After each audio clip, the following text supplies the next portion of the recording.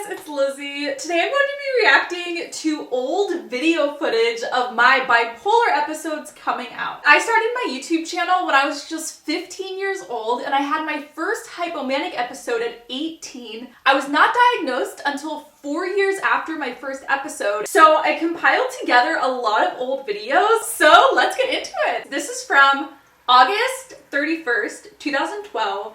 The beginning of my first hypomanic episode, which was my freshman year of college. This is Pepperdine! Ah! Look at that cross. Oh my gosh, there's deer. They're real deer. Oh, I am so cringed out by this. Like, that is the ocean. That's the ocean. This is so beautiful. They actually played this video to the incoming freshmen, and they were playing it for the incoming freshmen even after I had graduated. So I don't think it's cute, I think it's cringe. The talking fast and over enthusiasm, lots of energy, that's things that I notice as hypomanic. And then another video that shows it clearly is September 6th, 2012. Hey guys, it's Lizzie. So I am a freshman at Pepperdine and this is just what I normally bring around in my school bag. This is just my notebook for my logic class because I'm a philosophy major. I also have a little pink expo marker in here that goes along with my whiteboard, which I carry around with me because I'm taking biblical Greek, and so it's really nice to just be able to draw out letters and words. It honestly stresses me out how fast I used to talk, and this was in many videos. People would comment, "Are you on drugs?" because I just talked way too fast. I remember thinking, oh, these people are just thinking too slow, but no, I was the problem. This notebook is actually a little bit messier because I take notes from the textbook and then I go to class and add extra things on the side. Notes from that. Is that like beginnings of hypergraphia? I don't think so. It's not. Hypergraphia is when you're writing so fast, and I have done it on paper where it's like there's text from all different angles, really small. It looks crazy. And this isn't quite there yet. Here's another video of that first hypomanic episode, August 4th, 2012. Hey guys, it's Lizzie. So this is my dorm at Pepperdine. So now over here we have my desk. This is my bed, which is of course zebra print. And I was so into zebra print. A lot of you guys remember. Not making my bedspread zebra print, but then I was like, no. So I had a short depression episode for like 2 weeks at the end of my freshman year of college, but I don't have any video footage of that. But where it got really bad is when I went to Thailand over the summer to teach English with the Bible on a missions trip. And it was really dangerous. I was like accidentally running into the street. Everyone was commenting on how I was talking so fast. And I thought it was just because English wasn't their first language, but there were my American friends who came with me. They were talking normally. Hey guys, I'm in Thailand. It was literally like 2 days of flying. It was crazy. I'm so jet lagged here that I'm talking at a normal pace. Pink taxis all over Thailand, and everyone is Aw, I really loved it there. it's just so nice and welcoming and happy, and I love it. I've been reading my Bible so much here that if I read it in the morning and then at the afternoon and then by the evening I'm like, I need to spend time with God. Why am I not spending time with God today? And then I think back and I'm like, this is so hyper spirituality. It was amazing. It felt like I was so close to God and growing spiritually and learning so much spiritual wisdom, but it was really a bipolar episode. wait, I spent so much time reading my Bible, but it's just like so much God that I like am wanting even more of it. And I think that God really... It's really interesting how I said wanting even more of it, because it's not really God, it's the feeling. So then when I got back to America, I crashed into a depression, and it was unlike any depression I've ever had after that. It was definitely a reverse culture shock. But my friends who went with me did not have this experience at all. I was the only one who had it, and I don't know if it's because I'm bipolar, I'm just more sensitive to stuff like that, or my emotions are more intense. I don't know why, but it was terrible. This is September 16th, 2013. Hey guys, it's Lizzie. So I wanted to talk about culture shock coming back from Thailand. I've been back for a little over a month and I wanted to make videos in the past couple weeks, but I couldn't because I felt so all-time low, broken. That was one of the worst times of my life just because a lot of my friends were studying abroad and I ended up making best friends that school year. But starting off, I really only had 2 really close friends, and so I was feeling terrible and I didn't have like a big community around me. Not wanting to fake happiness to make a video. First got back to America, I hated it. I remember being so scared, like I was shaking, my heart was beating so fast. I think I'm talking about like going through customs at the airport. Wow. When I was going through customs, it took a lot of strength, like forcing myself to cry every day. It was just so painful. Like, I say that so casually. Let's play that part again. it took a lot of strength, like forcing myself to cry every day. It took a lot of strength forcing myself to cry every day. Why am I forcing myself to cry? Why don't I just cry? I'm so happy I'm diagnosed and on meds now because I was not happy. I had the highest highs, but I had the lowest lows, and it was chaotic. Missing the people there so much, and also I still feel it, like missing God. That is so interesting. I say missing God. It's that hyper spirituality feeling that was gone, and it was terrible. Because God is the most important part of my life. And so having these emotions of elation associated with my relationship with God because of bipolar, so toxic. I hate that. This manic episode was lying to me by associating these strong emotions of elation and pleasure with God. And then when that was gone, it felt like God was abandoning me or my relationship with God was not going well, when really it was just these emotions. But this crying was just very like hopeless crying. Like I just felt so alone. I didn't know why I was sad. This one thought during that time where I was like, I understand why people do drugs. And I wasn't at all like thinking of doing drugs. I could never do drugs. But it was just like I would like throughout the This is a depression symptom, anhedonia, where you cannot feel pleasure. So that is what I was going through. And that's the end of that clip. I don't know whether or not that was a depression episode. I mean, it probably could fit the like 2-week criteria in the DSM, but I don't know if that was coming from my bipolar or if it was just a situational depression.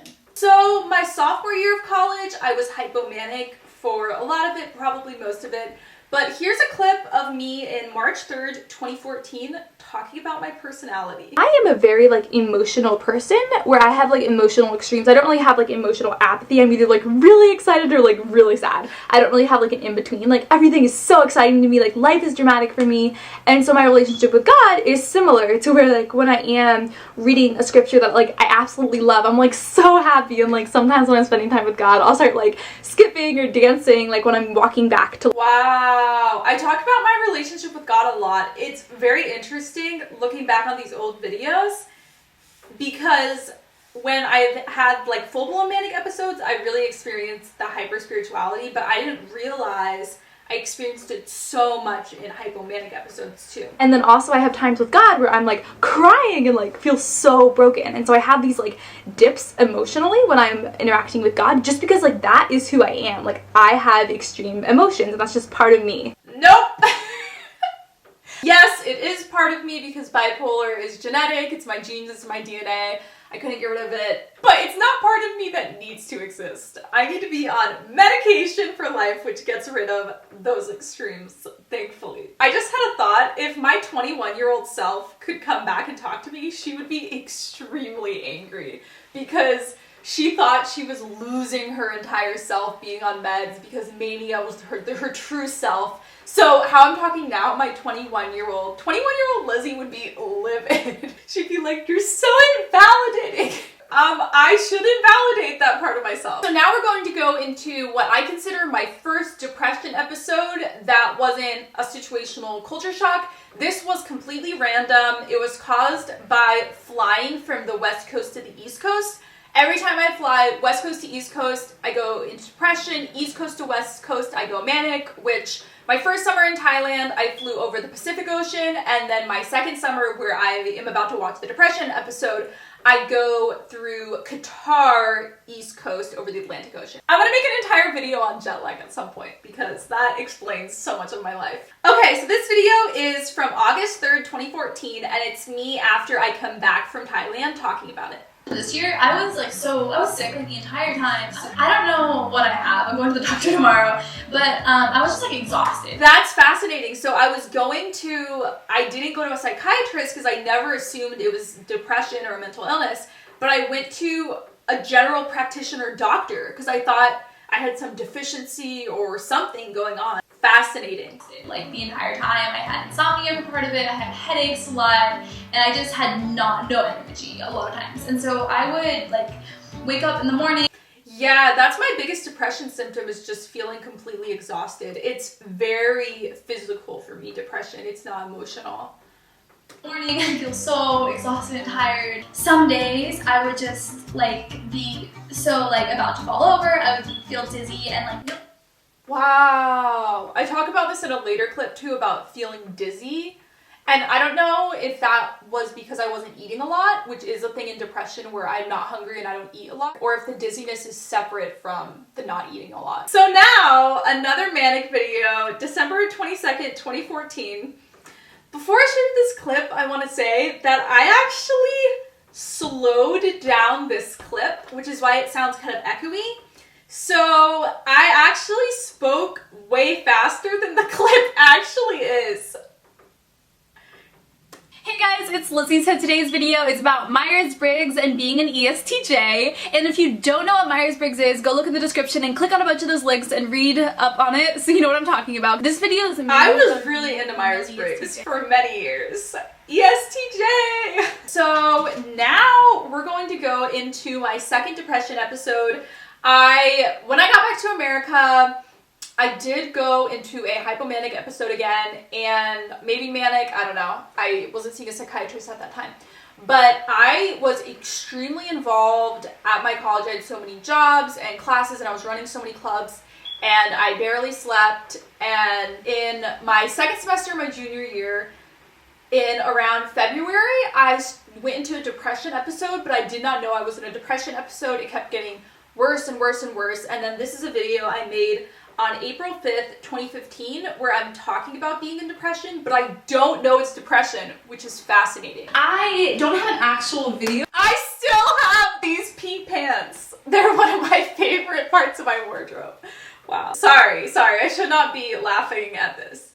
Because I just did not have the energy to make a video or film. I don't really know what's going on with me. I just have been so exhausted and fatigued and not eating. Yeah, that's such a big thing for me in depression episodes. And when I'm manic, I also forget to eat. I don't understand why it happens in both. When I'm manic, I think a lot of it is I forget to eat and I have so much energy. Regular people, if they skip a meal, they start feeling low energy, and people use the word hangry, like you start feeling different emotionally. But when I'm manic, I feel so high energy and so happy that you're missing the normal hunger signals and things that indicate you need to eat. I force myself to eat though, and if I'm remembering to eat, then I can eat. So it's not like I'm not able to eat, it's just you forget to.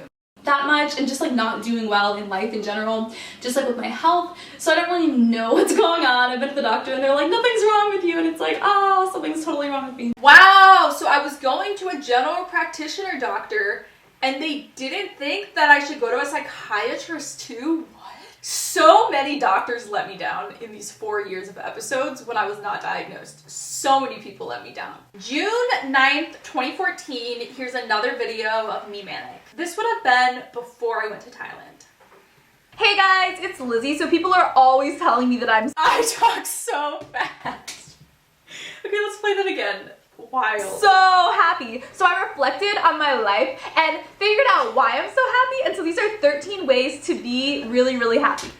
It's actually really simple. Number 1, be bipolar. People have been telling me my whole life, you're the happiest person I've ever met.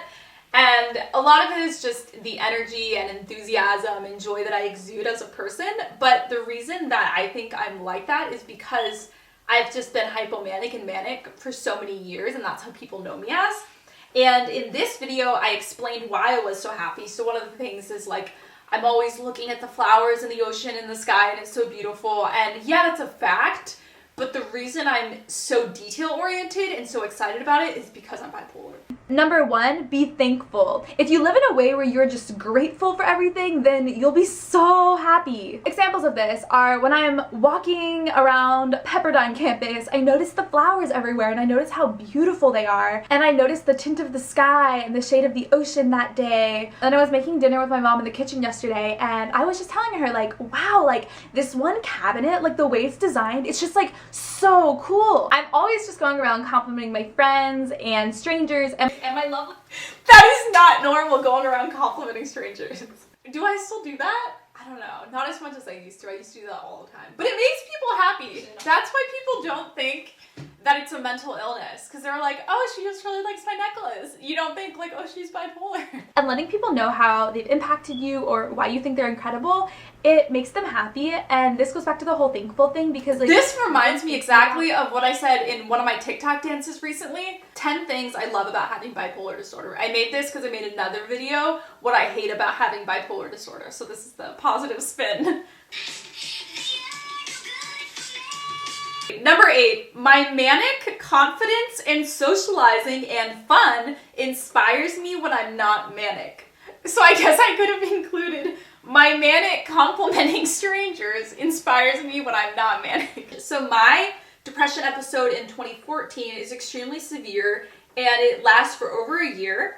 There are some breaks where I'm manic for a day or manic for a week. And here's me talking about it in July 26, 2015. Oh, and it was way more severe than any depression symptoms I'd ever had before that. I went through major depression earlier this year, and if you know me in real life and I haven't told you yeah, about so it, I was kind of on a hiatus from depression because one of the antidepressants I tried worked, and I was on that for, I think, 3 months. I just wanted to let you guys know that I'm in recovery from depression. I just wanted to lay in my bed. Wow. I'm really glad that I didn't know the future because I thought it was over. I thought that was the end. It was just the beginning of so much chaos. I just wanted to lay in my bed all day. I was just so tired. I wasn't eating. I would just sleep so much. Everything just felt like either I didn't have energy to do it because I did feel like fatigue all the time, or it just seemed kind of pointless. A lot of things you just stop caring. When I got back to being myself, I remember the exact weekend when it happened and everything was so fun suddenly because I was actually happy, I was actually laughing. Yeah, so I was on Prozac, which I cannot believe the therapist and psychiatrist I was seeing around this time didn't even think maybe she is bipolar or maybe she is borderline. You know, like it could have been a lot of things besides major depressive disorder. By the way, I don't have borderline. I'm just saying that is something that they should have thought of as a possible diagnosis as well. But I went on Wellbutrin for like 6 weeks. It didn't kick in at all. So then we switched to Prozac. And Prozac is actually one of the only antidepressants that helps people with bipolar. So when it kicked in, the psychiatrist should have been like, let's screen her to see if she was bipolar. Did not happen. So after I was on Prozac for I think 3 months, I spiked into a manic episode. Like it actually felt fun. I felt alive. Depression recovery isn't like medication and you're perfect. It's something where like for the rest of my life, I have to be really intentional about taking care of myself, getting enough sleep, eating the right amount of food, giving myself mental breaks, like not giving myself too much to do.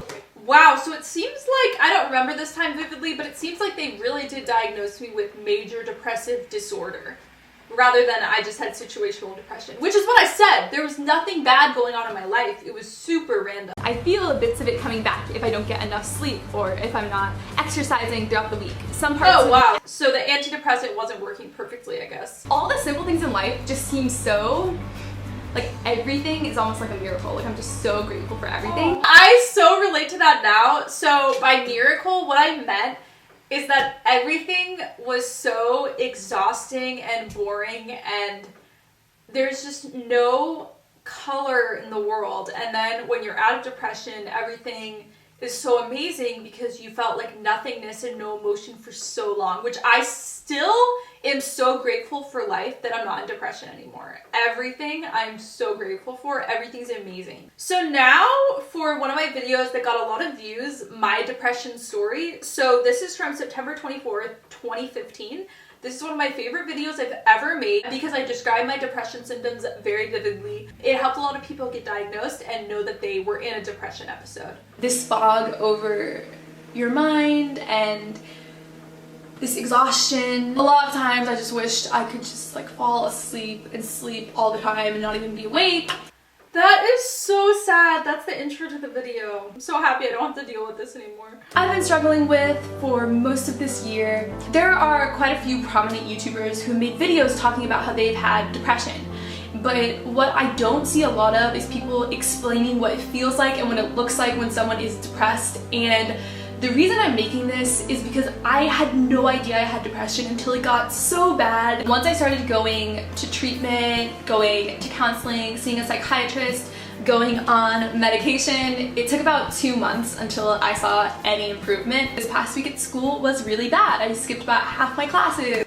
I do not want to even listen to this. I stopped eating again, I didn't have any energy, I had insomnia a lot. That's because of major That was such a terrible time in my life because I loved reading and studying and learning and writing papers and debating people in class so much. I have not met many people like me who, my whole life, I just love school. So passionate about it. I love studying. I would read every single word of the textbooks. It was so much fun. And I lost that part of myself. I lost that intellectual part of myself because my brain was shrinking. I could not process my textbooks.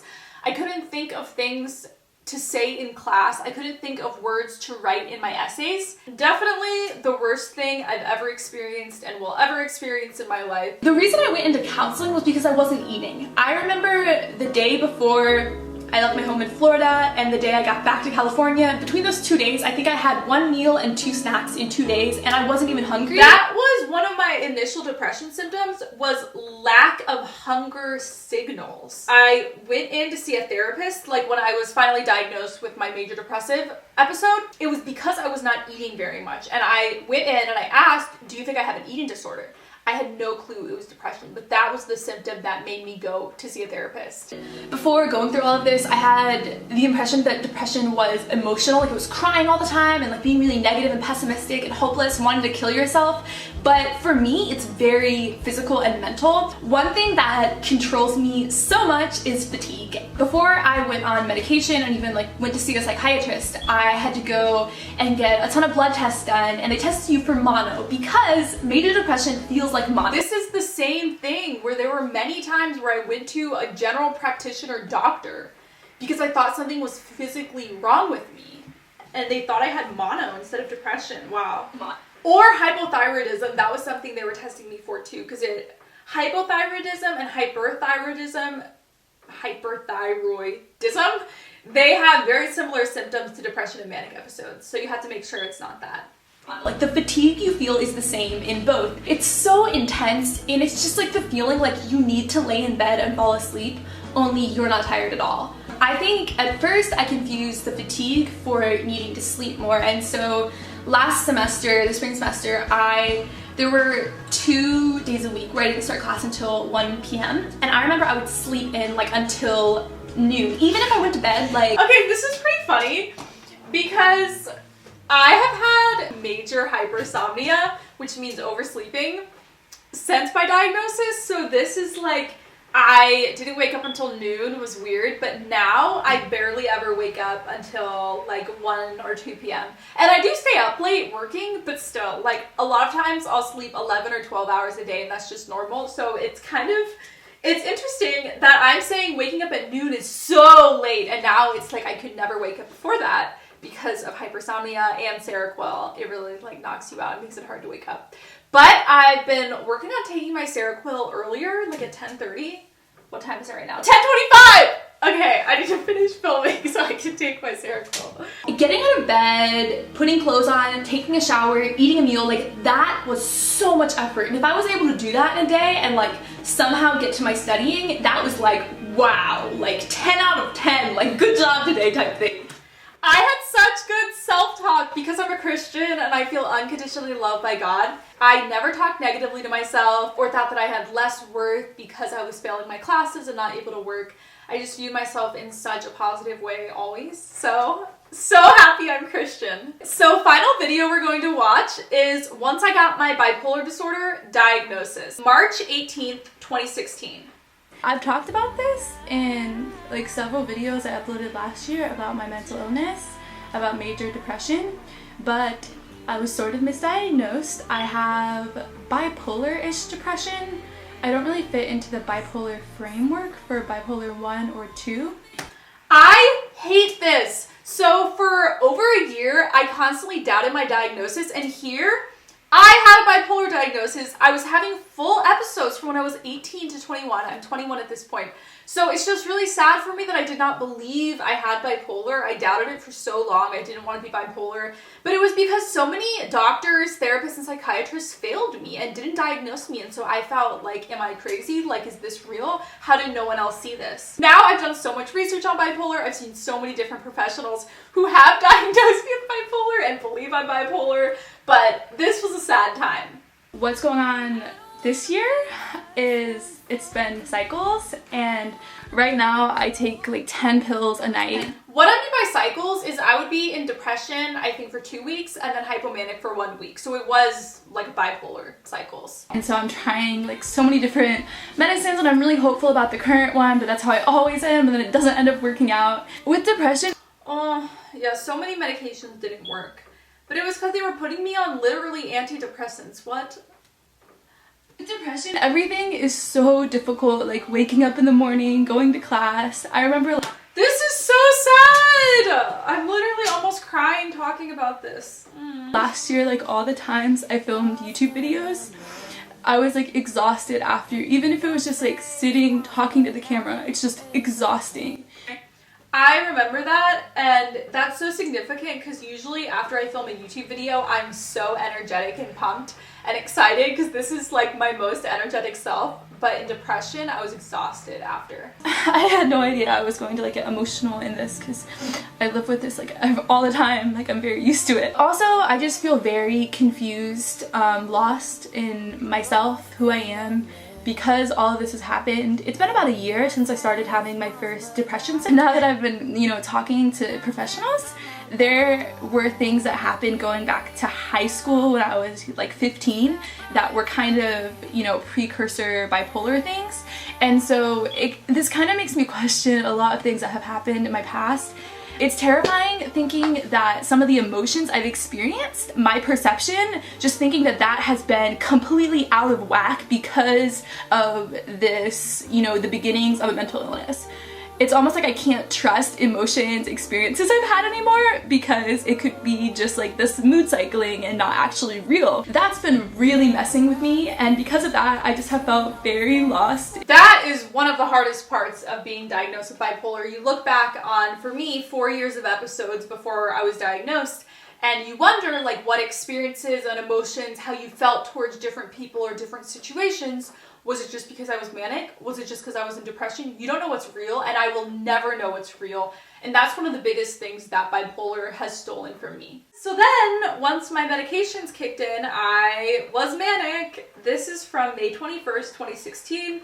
I was probably manic because they literally had me on an antidepressant. I was on lithium, Lamictal, and Cymbalta, which is an antidepressant. Why was I on an antidepressant? These psychiatrists, I don't know what they're thinking. Hi, I miss all of you so much. I'm really happy to be back, and I have had so much artistic inspiration today with writing, with YouTube ideas. My voice is just so different from before, and I didn't realize I was manic here, and people were literally commenting, "Are you okay? Like, you seem manic," and I didn't see it until later. With novels, music, just everything. And so I am so excited to officially tonight start up everything related to my YouTube channel. I'm going to talk about some things that I miss about being bipolar. I hope that you're understanding from this video. I think by miss about being bipolar, I mean because now I'm medicated, even though I'm currently manic in the video.